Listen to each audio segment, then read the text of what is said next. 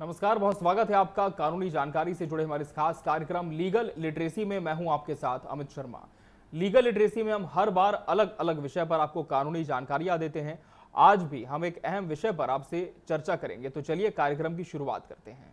आज के इस एपिसोड में हम बात करने जा रहे हैं एआई पर। हम जानेंगे कि भारत में ये किस कानून के दायरे के अंतर्गत आता है, और इस विषय पर हमारे साथ चर्चा करने के लिए स्टूडियो में मौजूद हैं हमारी गेस्ट हाई कोर्ट अधिवक्ता सिमरन कौर लूथरा जी। मैम, बहुत बहुत स्वागत है आपका इस शो पर। मैम, इन दिनों एआई की बहुत चर्चा हो रही है, जहां भी जाएं एआई का जिक्र जरूर होता है, लेकिन कानूनी तौर पर इसकी क्या महत्ता है? जी, आर्टिफिशियल इंटेलिजेंस से हम इसके वर्ड से समझ सकते हैं एक आर्टिफिशियली क्रिएट की गई बुद्धिमत्ता, यानी सोचने समझने की शक्ति, निर्णय लेने की शक्ति करने वाला एक उपकरण।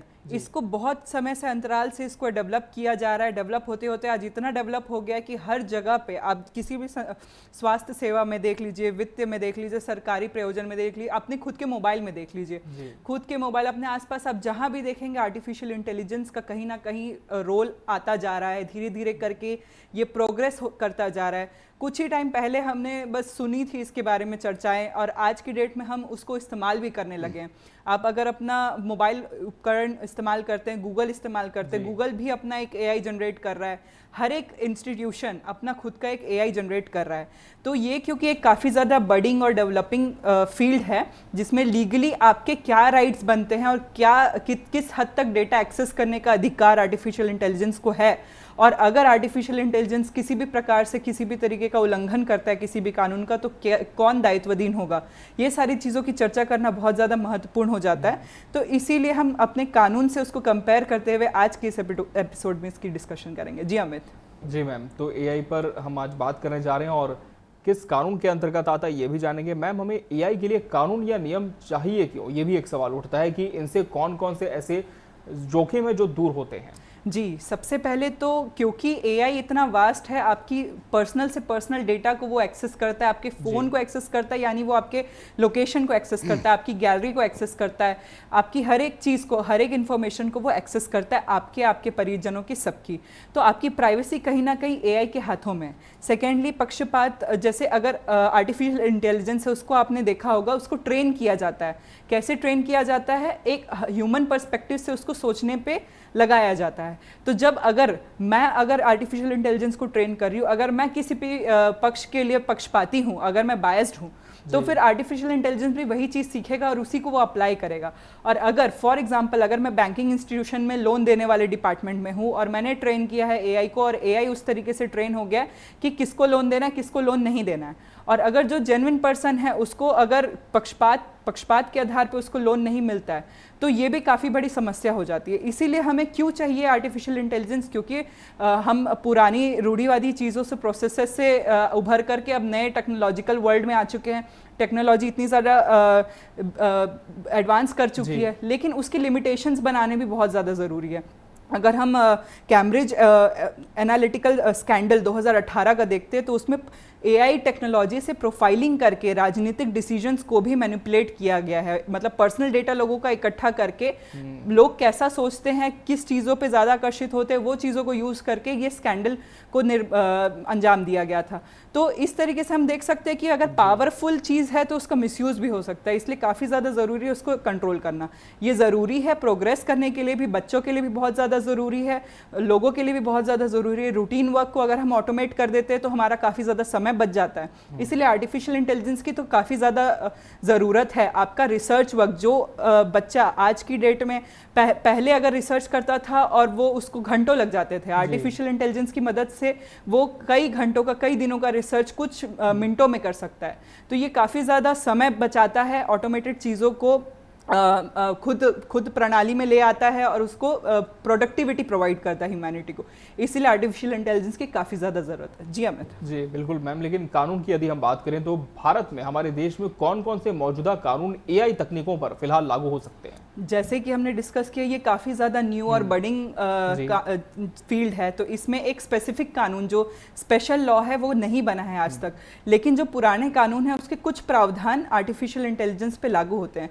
जैसे हम राइट टू इंफॉर्मेशन एक्ट 2000 की बात करते हैं, उसके कुछ प्रावधान आर्टिफिशियल इंटेलिजेंस पर लागू होते हैं। जैसे सेक्शन 43A की बात अगर हम कर दें, अगर कोई कंपनी कोई संवेदनशील इंफॉर्मेशन, कोई कॉन्फिडेंशियल इंफॉर्मेशन लीक करती है या उनकी लापरवाही से लीक हो जाता है तो उनको मुआवजा देना पड़ता है। उसी तरीके से 66D का अगर हम प्रावधान देखेंगे, उसमें अगर किसी पर्सन का पर्सोनेशन किया जाता है, जैसे डीप फेक काफ़ी ज़्यादा हो रहा था, अगर मेरा डीप फेक कोई बना रहा है, वो पर्सोनेशन कर रहा है, तो उसके खिलाफ 66D का प्रावधान लागू होगा, उसको प्रोसिक्यूट किया जाएगा। उसी तरीके से अगर कोई सोशल मीडिया पे या कहीं पर भी इलेक्ट्रॉनिक माध्यम से किसी अश्लील या आपत्तिजनक सामग्री का प्रसारण करता है तो उसको सेक्शन 67 के अंतर्गत उसको प्रोसिक्यूट किया जाएगा। तो आर्टिफिशियल इंटेलिजेंस की मदद से आप बहुत पॉजिटिव चीज़ें भी कर सकते हैं, लेकिन कुछ अपराधी इस चीज़ों को, आर्टिफिशियल इंटेलिजेंस को यूज़ करके लोगों को चीट करना, क्राइम कमिट करना या फिर लोगों के डेटा को एक्वायर करना, तो इस तरीके के कुछ अपराध घटित करते हैं। तो इसीलिए इंफॉर्मेशन टेक्नोलॉजी एक्ट है, वो भी उसके अंतर्गत उनको प्रोसिक्यूट किया जा सकता है।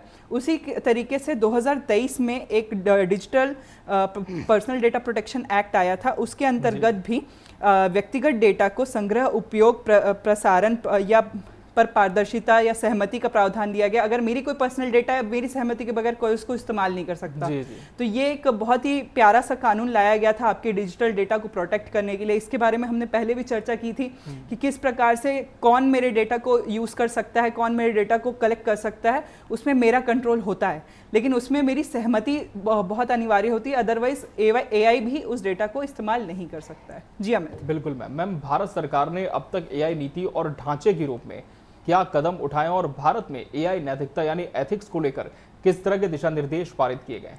जी, जैसे हम देखते हैं आर्टिफिशियल इंटेलिजेंस आपके कई सारे डेटा को प्रोसेस करता है, उसका काम ही है डेटा को प्रोसेस करना, उस पर सोचना और उस पर निष्कर्ष निकालना। तो जब हम भारत की बात करते हैं तो भारत में नीति आयोग ने 2018 में एक राष्ट्रीय रणनीति बनाई थी AI फॉर ऑल।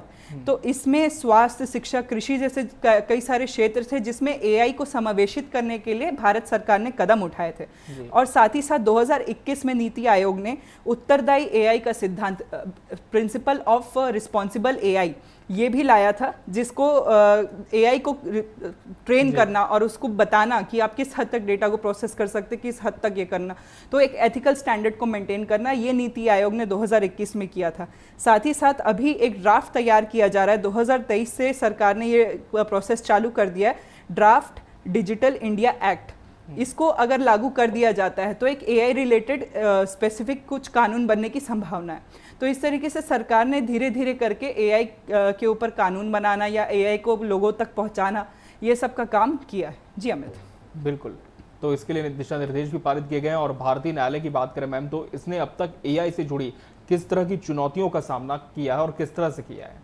जी, आज तक जैसे हमने डिस्कस किया कि विशेष तौर पे कोई AI का मामला ऐसा सामने आया नहीं है जहां न्यायालयों ने तकनीकी मामलों में कुछ महत्वपूर्ण फैसले दिए हों, परंतु इसमें टिप्पणी कई सारी की गई है कि राइट टू प्राइवेसी को भारत सरकार ने, न्यायालयों ने, सुप्रीम कोर्ट ने राइट टू फंडामेंटल राइट के तौर पे उसको इंक्लूड किया है। तो इसका मतलब यही होता है कि डिजिटल डेटा जो सुरक्षित तरीके से इस्तेमाल किया जाए, इसके लिए ये प्रावधान हमेशा न्यायपालिका इस चीज़ का ध्यान रखती है कि आपके राइट टू प्राइवेसी किसी भी तरीके से इन्फ्रिंज ना हो।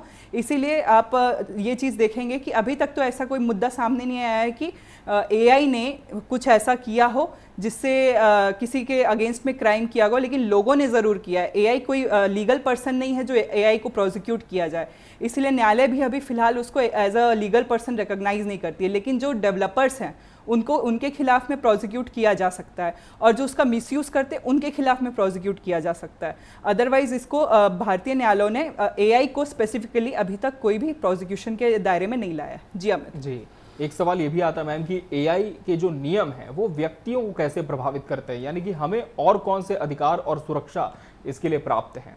जी, जैसे हम डे टू डे लाइफ में देखते हैं, हम सुबह उठने से लेकर के रात तक AI को देखते हैं, अपने न्यूज़ चैनल्स को देखते हैं। न्यूज़ चैनल्स भी आजकल AI का इस्तेमाल करने लगे हैं। साथ ही साथ आप स्कूल कॉलेजेस में देख रहे हैं, धीरे धीरे करके AI जो है वो आ रहा है। जैसे व्यक्तिगत तौर पे हमें हर क्षेत्र में एआई प्रभावित करता है। आप अगर बैंक में लोन लेने जा रहे हैं तो वहाँ पे भी एआई का इस्तेमाल हो रहा है। आप अगर मेडिकल फैसिलिटीज़ में जा रहे हैं तो वहाँ पे भी एआई का इस्तेमाल हो रहा है। इवन आप घर बैठे भी अपने सिम्टम्स से अपनी डिसीजेस को डायग्नोस करने की कोशिश करते हैं तो उसमें भी कहीं ना कहीं एआई का इस्तेमाल हो रहा है। तो अगर देखा जाए तो हमारे हर क्षेत्र में एआई जो है काफ़ी ज़्यादा महत्वपूर्ण जो रोल है वो प्ले कर रहा है। जी अमित। बिल्कुल मैम, एआई समाज और राष्ट्र निर्माण को कैसे प्रभावित कर रहा है? जी, एआई के आने के बाद आप ये ज़रूर देखेंगे कि कई लोगों का कई सारा समय बच गया है।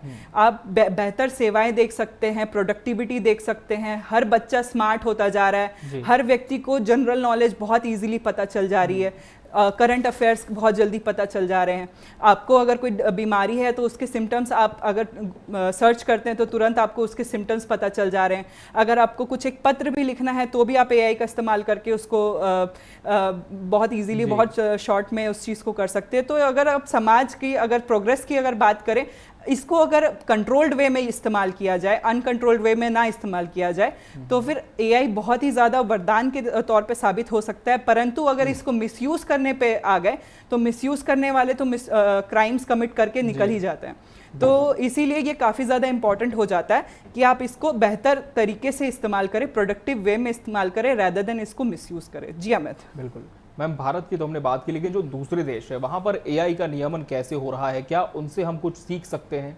जी, जब हम भारत के दृष्टिकोण से देखते हैं तो एआई को किस तरीके से इस्तेमाल करना हम बाहरी कंट्रीज से देख सकते हैं कि जब एआई कानून 2024 में यूरोपियन संघ में पारित किया गया था, जहां पे व्यापक एआई ढांचे का निर्माण किया गया है, जहां पे जोखिम के आधार पे एआई को ट्रेन किया गया है कि आप किसी भी तरीके से प्राइवेसी को इन्फ्रिंज नहीं करेंगे। और फिलहाल भारतीय कानून में उस चीज़ को भले ही प्रोनाउंस किया गया है, उस चीज़ को लागू नहीं किया गया है।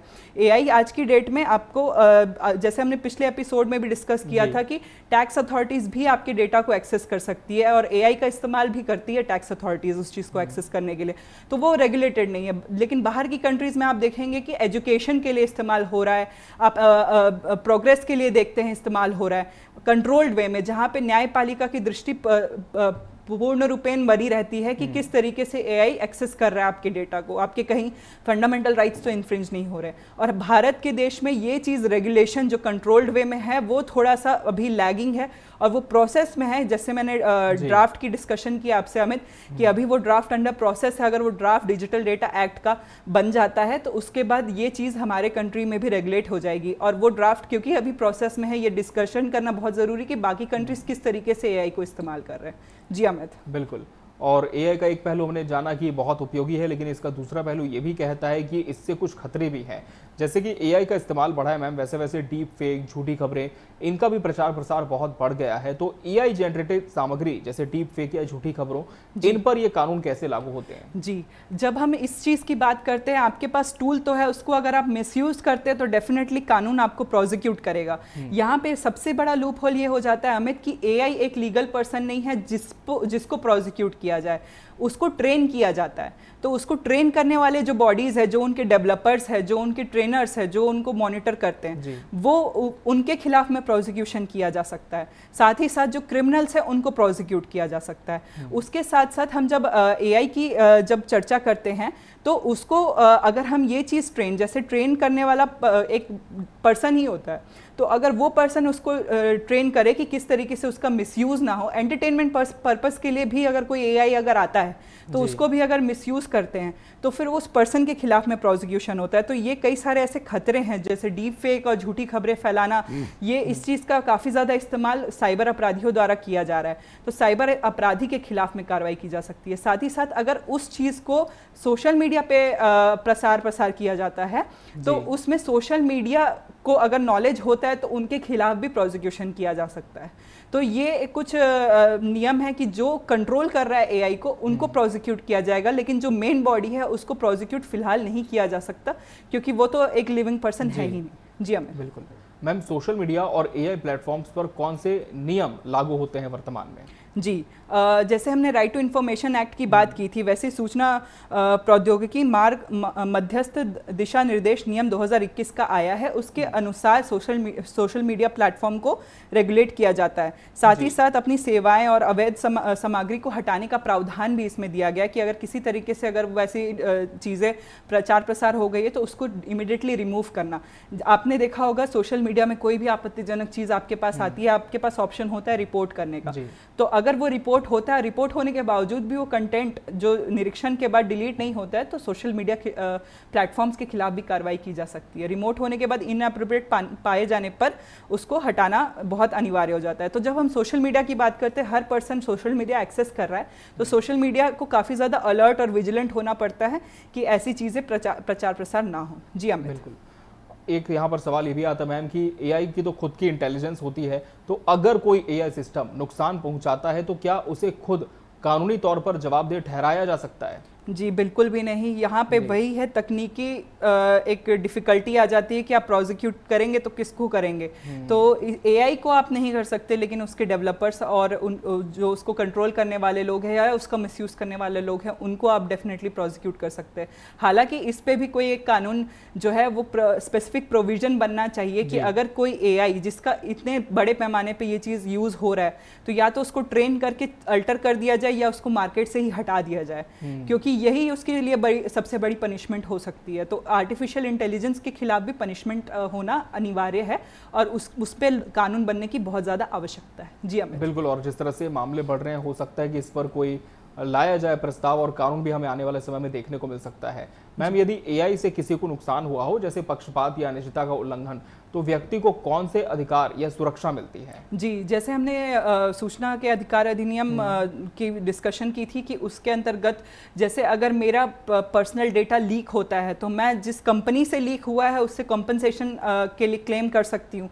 साथ ही साथ अगर किसी व्यक्ति का किसी तरीके से फोटोज़ या वीडियोस के माध्यम से अगर उसके इलेक्ट्रॉनिक माध्यम से कुछ ऐसे आपत्तिजनक तस्वीरें अगर रिलीज़ हो जाती है तो उसके खिलाफ भी सेक्शन 67 का प्रावधान है जिस पे प्रोसिक्यूशन किया जा सकता है। तो ऐसे कुछ इंफॉर्मेशन टेक्नोलॉजी एक्ट के अंतर्गत बताए गए हैं प्रावधान जिसमें प्रोसिक्यूशन किया जा सकता है। पर मेरा ये पर्सनल ओपिनियन है, क्योंकि ये स्पेसिफिक अपराध बनते जा रहे हैं, जैसे चोरी, डकैती, मर्डर, लूटपाट, ये सारे जो अपराध हैं, तो ये सारे अपराधों के लिए स्पेसिफिक क्राइम को डिफाइन करके पनिशमेंट प्रोवाइड की गई है, क्योंकि ये पहले से चले आ रहे हैं। लेकिन आजकल जो साइबर अपराध हो रहे हैं उसके लिए कोई ऐसा स्पेसिफिक डेफिनेशन प्लस उसका स्पेसिफिक पनिशमेंट ऐसा बताया नहीं गया है।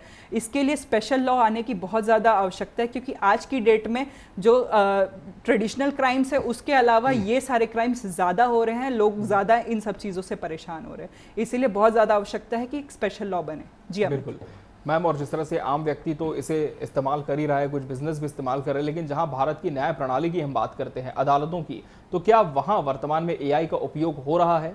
जी, जब हम अदालतों की बात करते हैं तो आपने देखा होगा कि पेशी है, आपको पेशी के दिन आना है, वहाँ जाकर के आपको पूछना पड़ता है जो ऑफिसर होते हैं उनसे कि कब है नेक्स्ट पेशी डेट, साथ ही साथ क्या उसमें आया, उसके लिए आपको अलग से सर्टिफाइड कॉपी के लिए लगाना पड़ता था और आपको उसको पढ़ना पड़ता था। एआई के आने के बाद ये चीज़ सुविधा हो गई है कि ई कोर्ट्स पे हमारे इंडियन कोर्ट्स काफ़ी ज़्यादा एक्टिव हो चुके हैं। जो भी चीज़ें केस से रिलेटेड, अगर किसी व्यक्ति का केस अगर पेंडिंग है तो उसको केस से रिलेटेड जितने भी डिटेल्स चाहिए वो सारा कुछ ई कोर्ट्स के माध्यम से उनको प्रोवाइड किया जा रहा है, इन्फॉर्म्ड रखा जा रहा है पक्षकारों को। कहीं से कहीं तक उनको कोई भी दिक्कत इस चीज़ में नहीं आ रही है। सेकेंडली, जब जजेस की बात आती है, जजेस के पास सालों साल के जजमेंट्स होते हैं जिसको पढ़ करके आज की डेट में निर्णय उनको देना होता है, या फिर रिसेंट डेवलपमेंट्स उसमें कानून में क्या हो रहा है उसके लिए इन्फॉर्म्ड रहना पड़ता है। तो वहाँ पे भी रिसर्च जो वर्क है जजेस के लिए भी, एडवोकेट्स के लिए भी, हम लोग के लिए भी ये काफ़ी ज़्यादा ज़रूरी हो जाता है कि हमारे पास एक कंपाइल्ड वे में लीगल अपडेट्स आ जाए। तो उसके लिए एआई हमारे लिए काफ़ी ज़्यादा यूज़फुल साबित होता है, अदालतों के लिए भी काफ़ी ज़्यादा यूज़फुल साबित होता है। साथ ही साथ जो पक्षकार कोर्ट में केस लड़ रहे होते हैं उनको इन्फॉर्म्ड रहने के लिए भी ई कोर्ट्स के माध्यम से काफ़ी ज़्यादा सहूलियत हो जाती है। जी अमित। लोगों को ये भी डर है कि जिस तरह से एआई का इस्तेमाल बढ़ रहा है मैम, तो कहीं ना कहीं उनकी जॉब्स जा सकती है, तो ये कितना फैक्चुअल है? क्या वाकई एआई नौकरियां ले लेगा? क्या कामगारों के लिए कोई कानूनी सुरक्षा है? जी, जब ये सवाल उत्पन्न होता है तो हर किसी को एक इनसिक्योरिटी फील होती है कि आगे चल के हमारी जॉब जा सकती है। लेकिन ये चीज़ है कि इंडियन गवर्नमेंट्स और कंपनीज़, जो गवर्नमेंट और कंपनी कर रही है वो लोगों को अपस्किल कर रही है। वो अपस्किल कर रही है किस चीज़ के लिए? कि आप पुरानी चीज़ों से अपग्रेड हो जाइए और आर्टिफिशियल इंटेलिजेंस का इस्तेमाल करके अपने काम को करिए। इसको ये नहीं है कि वो इजीली रिप्लेसेबल हो जाए, उनको इस तरीके से ट्रेन किया जा रहा है कि आप हमेशा एआई से एक कदम आगे चलें। और ये काफ़ी ज़्यादा ज़रूरी हो जाता है आपके घर में भी कि आप बचपन से ही या फिर अपने ग्राउंड लेवल पे ही खुद को ट्रेन कर ले कि कोई मशीन आपको कंट्रोल ना करे, आप मशीन को कंट्रोल करें। तभी ये ज़रूरी होगा कि आप रिप्लेसेबल ना हो, क्योंकि आज के ज़माने में आर्टिफिशियल इंटेलिजेंस ज़्यादा से ज़्यादा यूनिफॉर्म वर्क कर रहा है। यूनिफॉर्म वर्क किस चीज़ के बेसिस पे कर रहा है? इंस्ट्रक्शंस के बेसिस पे, प्रॉम्प्ट्स के बेसिस पे कर रहा है। तो अगर आप खुद को ट्रेन कर लेते हैं, अपस्किल कर लेते हैं कि आप उससे एक कदम आगे चले और प्रॉम्प्ट देने लायक रहें हमेशा, तो ये चीज़ से आपको डरने की बिल्कुल भी आवश्यकता नहीं है। और कभी भी ऐसा गवर्नमेंट या फिर कंपनीज का ऐसा प्लान नहीं है कि ह्यूमंस को हटा करके एआई को लाया जाए। उनका ये प्लान है कि ह्यूमंस एआई का इस्तेमाल करके अपनी स्किल्स को और ज़्यादा बेटर करके ज़्यादा प्रोडक्टिविटी लाएं। आज तक तो यही देखा गया है और आगे चल के भी अगर आप अपने आप को अपस्किल रखते हैं तो फिर आपको ये दिक्कतें नहीं आएंगी। जी अमित। बिल्कुल, संक्षेप में हम कह सकते हैं कि एआई आपकी जॉब नहीं लगा, लेकिन यदि आप एआई को ऑपरेट नहीं करना जानते हैं अच्छे से तो हो सकता है आपकी नौकरी पर खतरा हो। इसलिए आपको खुद को अपग्रेड करने की, अपस्किल करने की जरूरत यहाँ पर देखने को मिलती है। मैम, जो आम नागरिक हैं उनको एआई और उनके अधिकारों के संबंध में क्या जानना चाहिए? जी, जब हम कानून की जैसे डिस्कशन कर रहे हैं तो ज़्यादातर स्पेसिफिक कानून तो है नहीं। तो एआई से रिलेटेड आपको बस इतना जानना ज़रूरी है कि जब भी आपके पास कोई भी ऐसा एआई टूल आता है तो वो एआई टूल आपके कंसेंट के बगैर आपका कोई भी डेटा नहीं ले सकता। और उसमें एक ऑप्शन, क्योंकि हमारे पास digital personal data protection act है, तो एआई भी आपका कंसेंट मांगता है कि आपका डिजिटल डेटा आपसे वो ले। तो आपके ऊपर है, आप किसी भी स्तर पे उस कंसेंट को रिमूव भी कर सकते हैं। आप ये डिसाइड कर सकते हैं कितना डेटा वो ले सकते हैं और कितना वो नहीं ले सकते हैं। तो ये चीज़ आपको जानना बहुत ज़्यादा ज़रूरी है कि आप किस तरीके से एआई को एक्सेस देते हैं। तो जब आपके अधिकारों की बात आती है तो आपके यही अधिकार हैं कि आप किसी भी स्टेज में अपने कंसेंट को विड्रॉ कर ले जहाँ पे आपको सस्पिशन लग रहा है। साथ ही साथ आप लिमिटेड डेटा को ही एक्सेस करें। आजकल हम देखते हैं कि एआई को यूज़ करके आप अपनी फ़ोटोज़, वीडियोज़ एआई में अपलोड कर देते हैं खुद से और उसको अदर फॉर्मेट्स में ला करके सोशल मीडिया में आप पोस्ट करते हैं। तो ये चीज़ तो एआई के सर्वर में स्टोर हो गई। आपकी जो फ़ोटोज़ हैं, जो चीज़ें हैं, वो सारे स्टोर हो गए। आप अपनी पर्सनल इन्फॉर्मेशन अगर दे देते हैं, अगर कार्ड डिटेल्स दे देते हैं या बैंक अकाउंट डिटेल्स दे देते हैं या किसी तरीके की अन्य डिटेल्स एआई को प्रोवाइड कर देते हैं, तो ये आप समझ जाइए कि उनके सर्वर में ये चीज़ें स्टोर हो गई हैं। तो आप अपने लेवल पे लिमिटेड रखें उस चीज़ को कि एआई को कितना एक्सेस देना है, क्योंकि जहाँ नेसेसरी ना हो वहाँ देने से मतलब भी नहीं है। तो ये आपके ऊपर है आप कितना डेटा दें। तो आपको ये जानना ज़रूरी है, आपके पास अधिकार तो है कि आप अपने डेटा को प्रोटेक्ट करके रख सके, लेकिन वो अधिकार अगर खुद से ही आप परोस देंगे आर्टिफिशियल इंटेलिजेंस को तो वो आगे चल के में भी आपको कभी दिक्कत करे। जी अमित। मैम, सरकार सार्वजनिक सेवाओं में एआई का उपयोग कैसे कर सकती है और इसे कौन से कानूनी मुद्दे इससे उठते हैं? जी, जब हम देखते हैं सरकारी वेबसाइट्स में आजकल काफ़ी ज़्यादा अपग्रेड हो गया है। चैटबॉट्स डाले जा रहे हैं सरकारी वेबसाइट्स में। सार्वजनिक स्थलों में जैसे हम बैंक्स में देखते हैं, पहले कैशियर बैठे होते थे, आजकल कैश मशीनें रखी गई हैं। पासबुक भरने के लिए भी मशीनें रखी गई हैं। काफ़ी ज़्यादा चीज़ों को बैंक्स ने अब अपग्रेड किया है। साथ ही साथ लोन के लिए फ़िल्टरेशन प्रोसेस भी बैंक्स करती है। किसको कौन सी सरकारी स्कीम का लाभ करना है, वहाँ अधिकारियों के सामने भी एआई जो है इस्तेमाल हो रहा है। तो इस तरीके से सार्वजनिक जो संस्थाएं हैं कि कहाँ कहाँ पे इस्तेमाल होगा, सरकार ने मोस्टली इस चीज़ को इम्प्लांट करना चालू कर दिया है हर एक लेवल पे। अब ज़रूरत है कि शैक्षणिक संस्थानों में भी इसको इम्प्लांट किया जाए ताकि बच्चे बचपन से ही प्रशिक्षित हो जाए और एआई को ऑपरेट करना जाने। क्योंकि हमारे बचपन में तो ये एआई का ज़माना था ही नहीं, इंटरनेट का भी बहुत ही लिमिटेड एक्सेस हुआ करता था। तो आज की डेट में हमें खुद को स्किल करना पड़ रहा है। तो बच्चे अगर अभी से स्किल अपने आप को कर लें तो काफ़ी ज़्यादा अच्छा होगा। तो सार्वजनिक स्थानों में सबसे ज़्यादा इम्पॉर्टेंट है कि बच्चों को आप ट्रेन करें और सरकार सार्वजनिक संस्थानों में धीरे धीरे करके एआई को ऑलरेडी इम्प्लीमेंट करने लगी है। जी अमित। बिल्कुल, और इसकी शुरुआत भी हम कह सकते हैं कि हो चुकी है। कई जगहों पर इसका उपयोग भी हो रहा है। छोटे बच्चे भी अब इसका उपयोग कर रहे हैं। मैम, भविष्य में भारत में एआई कानून और नीतियों में क्या बदलाव आने की उम्मीद आप देखती हैं? जी, जैसे वर्तमान में इंफॉर्मेशन टेक्नोलॉजी एक्ट है जो इसको ऑपरेट करता है, जो इसको रेगुलेट करता है। आगे चल के ये क्योंकि आर्टिफिशियल इंटेलिजेंस बहुत ही ज़्यादा पावरफुल चीज़ है, तो उस पावर को लिमिट करने के लिए, पावर को रेगुलेट करने के लिए एक कानून की आवश्यकता होती है। कभी भी हमने डिस्कशन किया है कि क्राइम को रोकने के लिए पनिशमेंट होता है तो जाके क्राइम कंट्रोल में आता है। वैसे ये अनलिमिटेड पावर को थोड़ा सा कंट्रोल करने के लिए और पॉजिटिव वे में ऑपरेट करने के लिए एक प्रॉपर मॉडिफाइड कानून की बहुत ज़्यादा आवश्यकता है। तो उसके लिए आगे चल के धीरे धीरे करके आर्टिफिशियल इंटेलिजेंस पे भी कानून बनने चालू होंगे, जहाँ तक दिखाई दे रहा है सरकार का जिस तरफ रुख है। तो जब कानून बन जाएंगे तो आर्टिफिशियल इंटेलिजेंस रेगुलेट भी होगा, और जो जेन्युइन आर्टिफिशियल इंटेलिजेंस है, जो मिसयूज़ नहीं करता है। आज की डेट में आप देखेंगे हर एक चीज़ में आर्टिफिशियल इंटेलिजेंस है, और जहाँ पे नहीं भी होना चाहिए वहाँ भी आर्टिफिशियल इंटेलिजेंस है। तो कानून बनने के बाद में वो सारी चीज़ें टेक डाउन हो जाएंगी, और जो रेलेवेंट है, जो इन्फॉर्मेटिव है, और जो प्रशिक्षण है, और जो काम को आसान कर रहा है, वही आर्टिफिशियल इंटेलिजेंस जो है वो सर्वाइव कर पाएंगे। तो आगे चल के ये प्रोग्रेसिव तो है, और बस रेगुलेट हो जाए तो और भी ज़्यादा सोसाइटी के लिए अच्छा होगा। जी अमित। जी बिल्कुल मैम। तो आज हमने लीगल लिटरेसी में बात की एआई पर। हमने जाना कि किस प्रकार से बढ़ते कृत्रिम बुद्धिमत्ता के उपयोग के चलते इसे कानून के दायरे में भी लाना जरूरी हो जाता है। वर्तमान में कौन सा कानून इस पर लागू होता है, और इस विषय पर हमें हाईकोर्ट अधिवक्ता सिमरन कौर लूथरा जी ने विस्तार से जानकारी दी। मैम, आपको बहुत बहुत धन्यवाद इस विषय पर दर्शकों को अहम जानकारी देने के लिए। तो इसी के साथ लीगल लिटरेसी में आज के एपिसोड में फिलहाल इतना ही। मुझे और मेरी पूरी टीम को दीजिए इजाजत। नमस्कार।